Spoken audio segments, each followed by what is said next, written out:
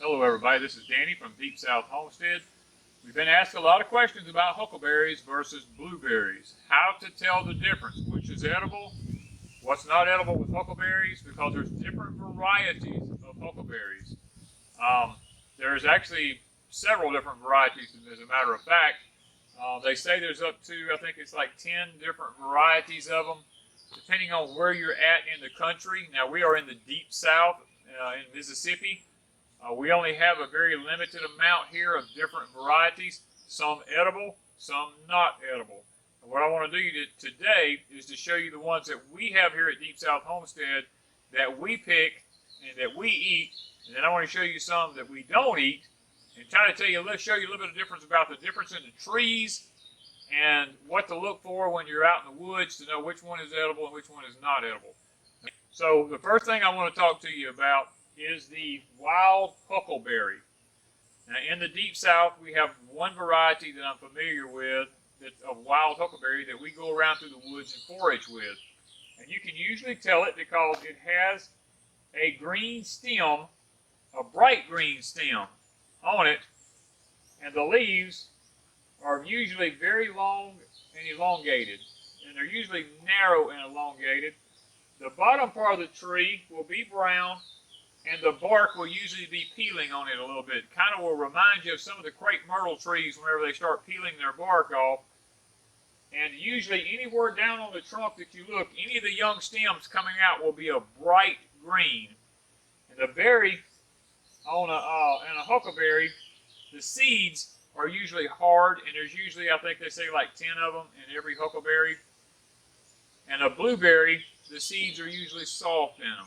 So this is the variety that we propagate here on the homestead. Now, you won't find these in a nursery probably because they say they're very hard to transplant. What we do is during this time of the year when they're blooming and have huckleberries on them, the very small ones, we go around through the woods and we tie red ribbons on them and we leave them. And in the dead of winter, we come back and we will dig them up, trying not to let the dirt fall off of the roots, but keeping the dirt on the roots. And we brought them to the house, and that's what we have planted on each side of our sidewalk here as permaculture, because we are trying to create it where when we walk out the door of our house and walk down our sidewalk, we can harvest huckleberries. We don't have to go in the woods, even though we have tons of them in the woods. And even with the wild huckleberries, there's different shapes in the berries. Some of these berries are perfectly round. Some of them are pear-shaped. Some of them are elongated. They all have different shapes because of different cultivars in them, I'm supposing. And this particular variety of huckleberry that we have on the place here, actually we had a late freeze this year that actually froze the huckleberries and destroyed the berries on the tree. First time in my life I've ever seen that happen. These trees actually had came back and re-bloomed and had a crop of huckleberries on them, and they bloomed again, and they have more huckleberries on them. This tree has young berries on it right now, and we've done picked this tree clean of the first crop that came on it.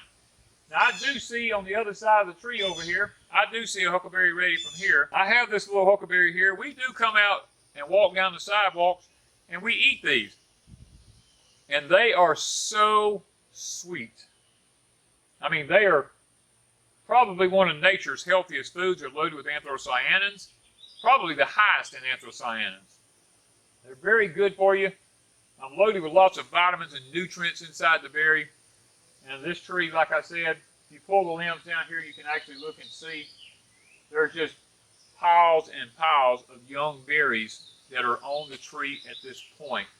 Now, from this point on, I'm going to go and I'm going to show you what we call here in the Deep South a winter huckleberry, one which is really not edible. The birds and wildlife love them.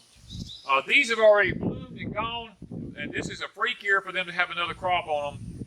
But these others are just now putting on their green berries, and these berries are very tart, very bitter, and the wildlife seems to love them. But they're completely different looking from this one. Now the leaves look a lot alike, but I'm going to try to show you some characteristics of them that maybe will help you to understand a little bit of difference about these berries. All right, we're over in the woods on the property here, and in the background here we have a tree standing almost 15 to 20 feet tall. That's what in the deep south we call it a winter huckleberry. As you can see, it has a completely different bark on it. It's a wood and a scaly looking bark. The tree will get up to I have seen them get up to 4 inches in diameter and 20 feet tall. And like I mentioned before, they have a black berry on them. Sometimes it's a bluish black. It is a very bitter berry, but the wildlife literally love them. And we leave them on our property in certain spots strictly for the wildlife because they serve us no purpose whatsoever other than the wood. The wood from these trees is very hard. It's a very red-looking wood. It's used for making lots of little things out of. You can make handles and different stuff like that out of it. At this particular time of the year, which is June, the middle of June, these berries on these trees are still green. They will not actually turn black until further and later into the summer, maybe going toward the fall. They will actually begin to make their turn then, and you'll see numerous wildlife birds in these trees literally just feeding on these berries and consuming them because they have a lot of berries on them. Now the freeze this year, it did knock off a lot of the berries, but because a lot of them are underneath the cover of the canopy of these trees in here, some of the berries were able to survive, and there is still a good number of berries on the tree this year. So the difference in them is the bark and the leaves look a little bit different. Now if you pay attention to the first clip we did, first part of the video, and well, I'll tell you what, let me just put them side by side here for you. And you can look at the difference in the green stem on the regular huckleberries that's edible, the brown stems, and the difference in the bark on the non-edible wild winter huckleberry, or some people call them farkleberries. That's F-A-R-K-L-E berry. And they go by 4 or 5 other different names. I'm not going to name them all. If you Google it, you'll see all of them there. They're all the same tree. And they're strictly for wildlife. They serve us no purpose unless you just like to eat something that's just extremely bitter, because that's what they are. Now the next thing I want to take and show you is what we call a wild blueberry. We have them on our property here. They've grown here for hundreds of years. They're almost like the tame blueberry, but they're a little bit different. And I'm going to show you the difference in them. All right, now we're over here in our woods. We found a native wild blueberry. Now it resembles the winter huckleberry. It resembles the regular huckleberry. It's kind of a mixture of the two, if you want to call it that. You will know it because it grows in big clumps, just like the huckleberries grow in clumps. The bark on this one really resembles the farkleberry or the winter huckleberry. The only difference is the shoots coming out of the bark will be a bright green, like the huckleberries were. Where the winter huckleberry, there are no green shoots coming out of it anywhere. They're always brown when they come out. The leaves on them, on the blueberry, are more oblong than elongated. And the stems on them, even though they're brown out here on the ends, the new shoots coming out of them will be bright green. And the berries on these do not get ready when the regular blueberries get ready, as these are still green on here now.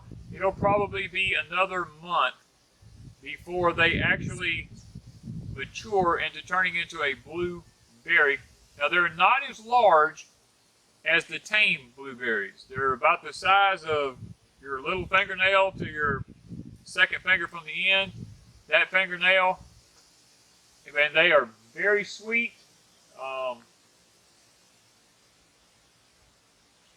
They're just beautiful trees. We leave this one in the woods. We try to propagate it several times. I've only had one to successfully propagate, and I have it in with my regular blueberries as a cross-pollinator to see how it will do. I don't even know if it will work with my regular blueberries, but I have it in the orchard with them, and it is somewhat slow growing because, as you notice, these are in the woods. These grow better up under the shade of other trees than they do out in the open like the tame blueberries do. So it can be hard to distinguish between them. But just remember, the bark will look the same on the wild blueberry as the winter huckleberry, except the shoots coming out of this one will be green and not brown. This one is edible. The wild blueberry is edible. The wild huckleberry is edible. The winter huckleberry or farkleberry is not edible. It is a very bitter berry, mainly for wildlife. Now, to be honest with you, we leave this one for wildlife because we have so many blueberry bushes, we really don't need this one. It's just that it is a native wild blueberry. It is the only one that we know of in our part of the area around here. And we try to preserve it and we try to save it just to keep it as a wild edible here. So we're going to take it now and I'm going to show you the tame blueberries, and we'll look at a little bit of difference between the tame blueberries and all the other blueberries and huckleberries. All right, we're over in our blueberry patch. We have these planted in rows here. And these trees are a lot like the wild blueberries. They have the green twigs, but they also carry all the characteristic of the huckleberry. They have the peeling bark, and they look just like a huckleberry at the bottom with the bark on them. The difference is when you look around and you pick these berries are pretty good sized berries. Right here you can see the size of these blueberries. These are as big as your thumbnails here. And the taste of them is just outstanding. The seeds in these, as I mentioned before, are very soft. They're not hard like they are in the huckleberries. These you can get in many different varieties. Now this is the premier blueberries. These will get 10 to 15 feet tall if you just leave them alone. And they will grow in a clump just like the wild ones. But because they're tame, we'll keep them pruned down to probably about 6 or 8 feet tall. And we don't want any more than 6 sprouts coming up in a clump so that we can maintain them and pick them pretty easy. They're very good. I mean, just very sweet. So these, just remember, they have the green shoots, the peeling bark. You see here, they're kind of like a crepe myrtle. You can just peel the bark off of them. They do have the woody look to them when they get older. They take on a woody texture at the bottom, and these things can get to be 1.5 inches to 2 inches in diameter if just let go. But because they're tame, we're not going to be doing that. We'll be keeping them pruned back. And we'll be very selective, allowing new shoots as they come in to actually take the old ones out after about 5 years. We'll take an old cane out and let the new ones take over because they tend to do a better job of producing berries than the older canes do. So, guys, I have, the thing about tame blueberries is this: they have to have pollinators in order to have good crops. Now, I have Premier, I have Alapaha, I have Tiff Blue, and I have the Pink Lady. I have all of these in here, and plus I have the wild blueberry in here. I did that to make sure that I carry a good crop every year in case the freeze like this year killed a lot of my blueberries back and it put on a second crop. But because the Tiff Blue blooms later, it actually pollinated the other ones, and we were able to still get a really good crop off of our trees this year. And that's one of the reasons I plant varieties that come in at later times, is specifically for that reason. It's just to make sure I always have a pollinator of some sort. So I hope today has been a little bit educational. I didn't go into any of the genus names or anything like that because they're so hard to pronounce, and I probably wouldn't do a good job of it. Guys, when it comes to living off the land, you want to make sure you can distinguish between the trees. Now you're going to, I believe, I may be wrong about this, but I believe if you Google huckleberries and blueberries, they're going to talk about, you can flip the leaves over. Some of them, I think, have a dew-like substance on the bottom of them or a goldish look. Some of them, I think, it'll talk about the veins in the leaves will be a lot wider apart. Some of them run side by side. Some of them are alternating. You can read all about that. My dad used to tell me about that, and some of the older people when I was coming up. I don't really remember the accuracy of all that. I just know the tree when I see it.